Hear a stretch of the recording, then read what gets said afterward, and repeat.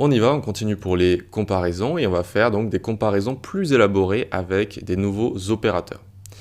On va utiliser le et logique et le ou logique notamment, parce qu'ici on n'arrive pas à avoir cette condition qui pourtant est respectée, on n'arrive pas à l'exécuter, d'accord? On n'arrive pas à exécuter ce bloc-là. Et donc pour ce faire, il va falloir faire une meilleure comparaison au-dessus. Il va falloir dire if NB strictement supérieur à 500 et inférieur ou égal à 1000. Et inférieur ou égal à 1000, d'accord? Et comment on fait? Eh bien on utilise et comme ça, d'accord? Il en faut bien deux, attention, c'est le et logique. Et donc et comme ça, NB inférieur ou égal à 1000. Et donc ici on peut dire NB supérieur à 500 et inférieur ou égal à 1000. Très bien, donc là on a bien notre NB est supérieur à 1000, on a réussi à exécuter cette condition qui est après cette seconde condition. On a réussi à la rendre plus, on va dire, plus précise, cette condition, et donc maintenant c'est plus logique d'utiliser tout ça ensemble, c'est-à-dire qu'on va à chaque fois avoir des conditions qui se suivent, et on va pouvoir exécuter même la dernière des conditions si elle est respectée comme ça ne va pas s'arrêter avant. Ok, donc ça c'est le et. Le et, attention, il faut que les deux parties, à gauche et à droite, soient respectées. Il faut que les deux parties soient respectées, d'accord? Donc ici, si je vais mettre par exemple 750, voyons voir, hop, c'est bon, ça fonctionne. Les deux parties sont respectées. C'est strictement supérieur à 500 et c'est inférieur ou égal à 1000, comme ça, ok? Et sachez que des et, vous pouvez en mettre... Vous pouvez en mettre à l'infini comme ça, d'accord? Vous pouvez en mettre, les enchaîner et faire plein de et comme ça, voilà.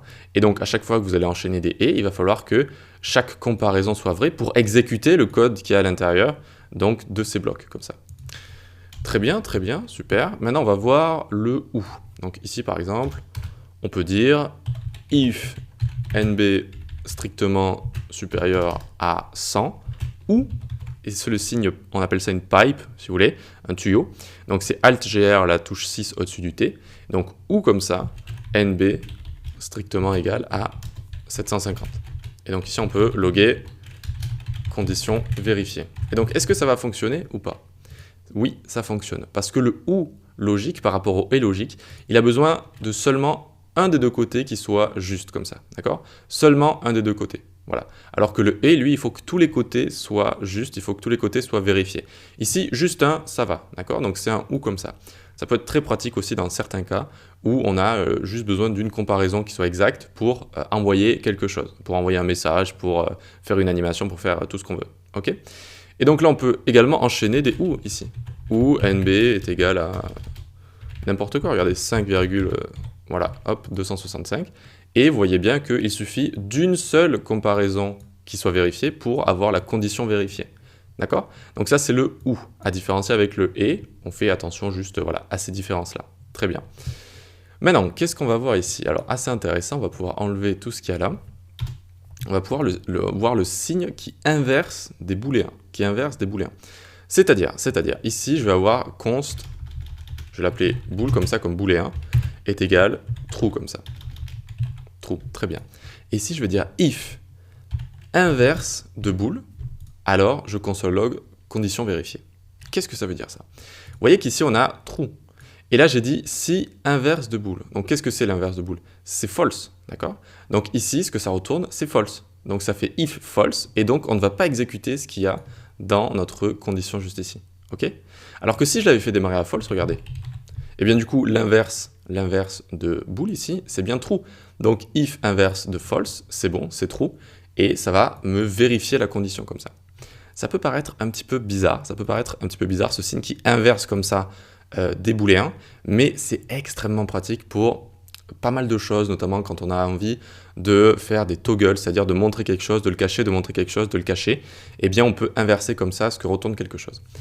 Alors, il faut savoir que les valeurs vont retourner true ou false, c'est ce qu'on verra dans la prochaine vidéo. Par exemple, si ici je mets 5000, c'est un nombre, on est d'accord. Et ici, eh bien, vous voyez que ça ne va pas me console log quoi que ce soit. Ce nombre, si vous voulez, quand on a un nombre comme ça, quand on a une chaîne de caractères, quand on a un objet, etc., ce n'est pas une valeur nulle, donc ça retourne true, d'accord? Ici, ça a une valeur qu'on appelle trueC. trueC value.